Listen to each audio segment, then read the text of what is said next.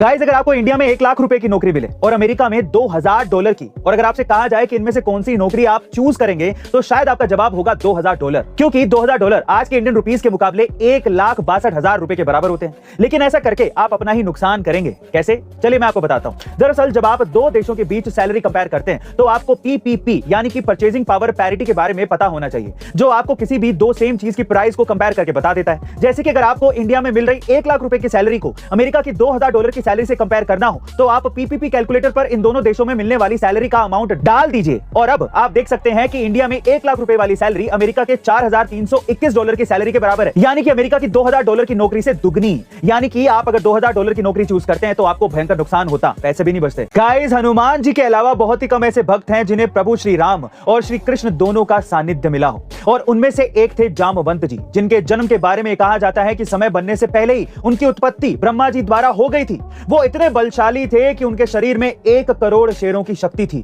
और उनके शरीर का आकार कुंभकर्ण से तनिक मात्र ही कम था। उनकी ताकत का अंदाजा आप इस बात से लगा सकते हैं कि समुद्र मंथन के समय जामवंत जी ने अकेले के दम पर पूरे मंदराचल पर्वत को हिला दिया था। यही नहीं, रामायण के युद्ध के दौरान भी उन्होंने रावण को एक लात में ही मूर्छित कर दिया था, और इसी बेहिसाब ताकत के चलते एक बार उन्हें अपने बल पर घमंड भी हो गया था, तो उन्होंने द्वापर युग में श्री कृष्ण को ही युद्ध की चुनौती दे डाली, जहां उन्होंने अपनी वृद्धावस्था में भी श्री कृष्ण के सामने 3 हफ्ते तक युद्ध किया था। गाइस, जामवंत जी बलवान होने के साथ साथ प्रभु राम और श्री कृष्ण के भक्त भी थे। गाइस, क्या आपको पता है कि वैज्ञानिकों को एक ऐसा महासागर मिला है जिसमें इतना पानी है कि पृथ्वी पर मौजूदा 5 महासागरों का पानी भी इसमें समा सकता है। जी हाँ गाइस, वैज्ञानिकों ने 8 साल की कड़ी मशक्कत के बाद पृथ्वी का 6ठा महासागर ढूंढ निकाला है, और ये महासागर उन्हें पृथ्वी के ऊपरी और निचले आवरण के बीच ट्रांजिशन जोन में मिला है।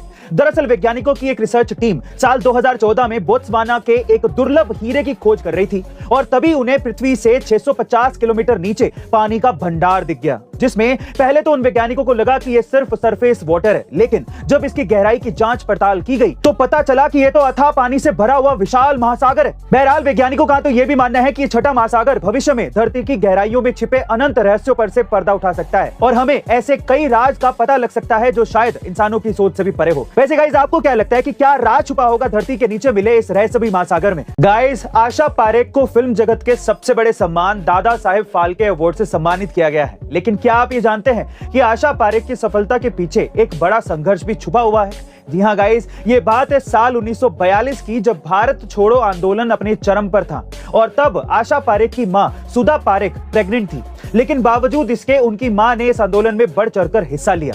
खबर तो यह भी थी कि पुलिस आशा पारेख की मां को गिरफ्तार करने वाली थी, और जब इस बात का पता आशा पारेख के चाचा जी को लगा तो वो तुरंत आशा पारेख की मां के पास पहुंचे और उन्हें वहां से वक्त रहते निकाल लिया, और वो उस गिरफ्तारी से बच गई। और कुछ दिन बाद जब उन्होंने एक लड़की को जन्म दिया तो वो लड़की थी आशा पारेख। गाइस, आज आशा पारेख की ये सफलता सिर्फ उनकी सफलता नहीं है, बल्कि उनके मां के संघर्ष और बलिदान की कहानी भी है। इसीलिए उनकी इस कामयाबी के लिए एक हार्ट तो बनता है।